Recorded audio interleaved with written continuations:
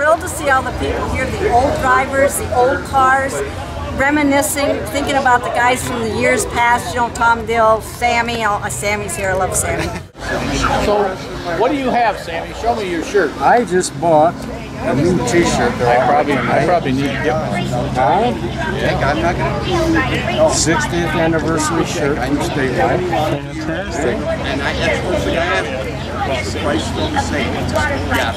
Fantastic. All right, so Sammy, you're holding this shirt. You are really the link to a bygone era. I mean, you raced here day one. So here we are celebrating 60 years. What's this all mean to a Sammy Lamricuso? That I'm 60 years older than I was then. I'm 86.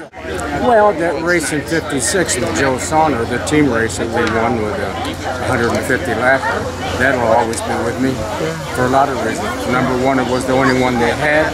Number two, Joe Saunders turned out to be a great friend, and I enjoyed every minute of him. That's my biggest. There's been drivers here that were very, very capable of going a lot further. There was a lot of good drivers in this area. I mean, good, really good, and intelligent too. I mean, they were smart guys. And that's what I think. I think a lot of them could have gone a long ways had they left here. But the track's always been maintained well. It's always been run well. And that's why people keep coming back. Hey, Kenny. I was here 60 years ago. Yeah. What do you remember about that night? Pushing cars out of the parking lot. Yeah. About 3 o'clock in the morning, I think we left here about. So Kenny set the stage 60 years ago, because I know there were several nights they tried to open, it rained, and then finally they did get it. Emery Man won. I've been up here a lot watching them build the track, and I just couldn't wait for them to get it open. It was something that I really wanted, you know. I sit out here, they wouldn't even let me help, but anyway, I waited and waited. Finally, they got it open. I couldn't hardly wait for opening night.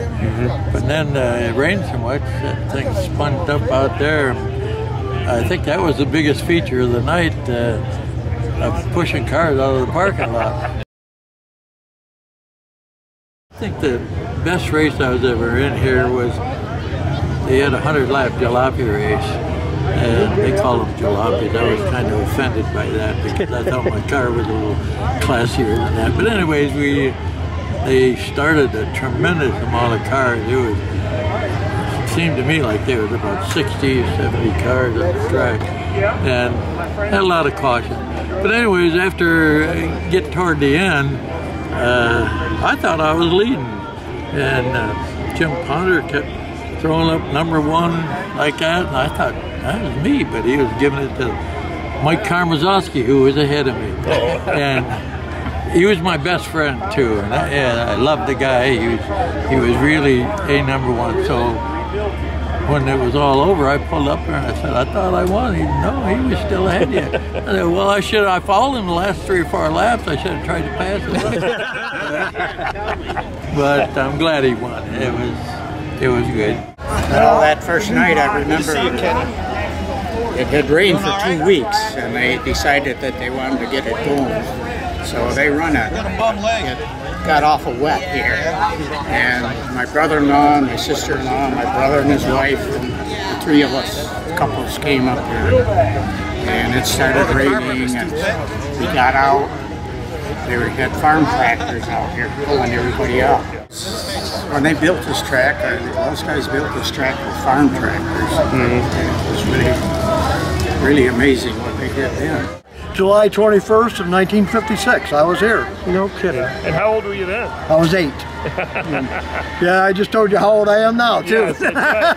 I've been here a long time. So Jay, what brought you here? Did Mom, Dad, were they interested in Mom and Dad, they started taking me to races just before I was 2 years old, down at the old Dickie Bend Speedway. And I was I've been to a lot of racetracks, Jamestown Speedway up in your area, Leon,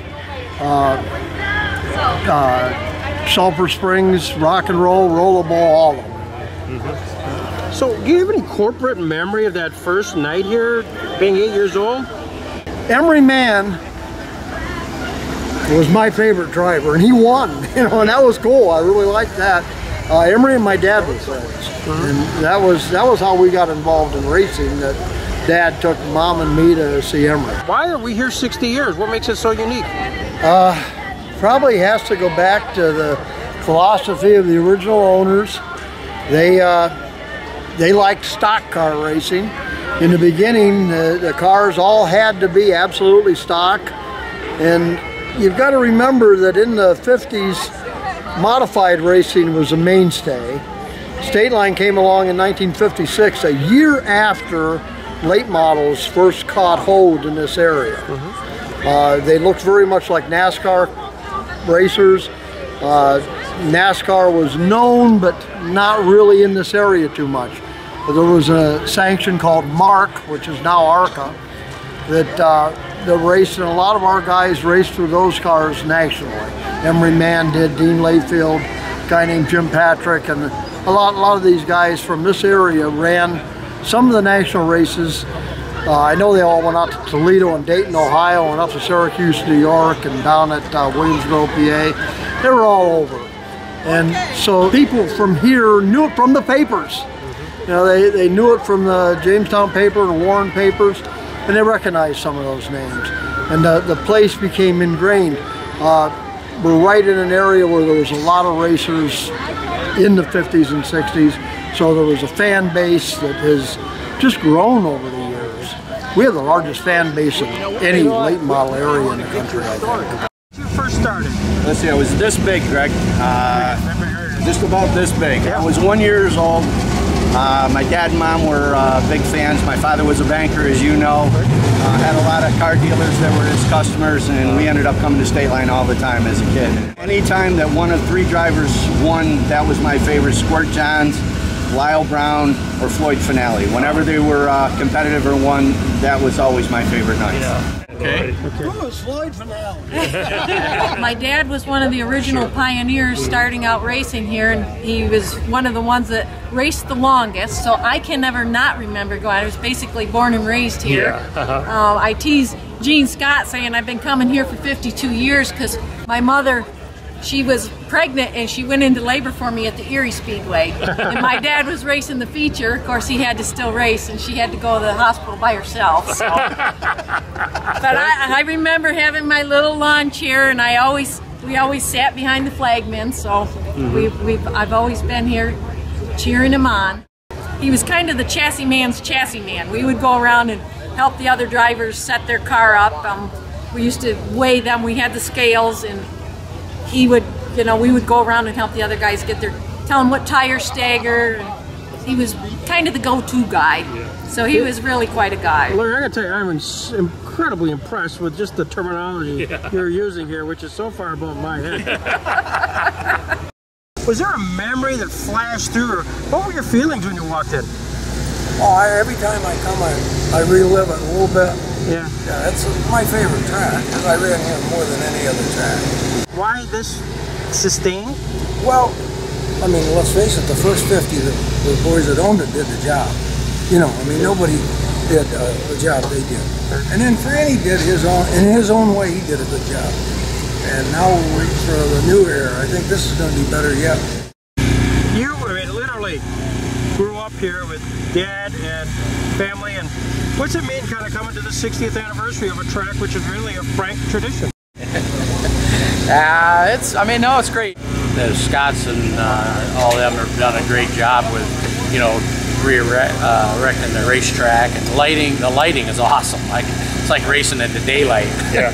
What's your earliest memory, Chubb, of this track? Oh, when I used to pack the track when I started driving the cars when I was 5 years old. So I can remember back then. But before that, now I can't remember nothing. Would your dad have you on his lap then? No, my uncle Quark, he always did for the first, like when I was 5, I think it was 5, and then after that, no, I just drove him from then on. And when did you start driving then on your own? When I was 6. I got 1 million and some laps around. Yeah. I know that Don and Jerry, my uncles, got in touch with Lloyd Williams. They knew him, and Leonard Briggs, and of course Leonard was involved in racing the old Satan's Bowl of Death and some of the other places, and they got together and they had this property that they had in mind out here on Courtright Road for a racetrack.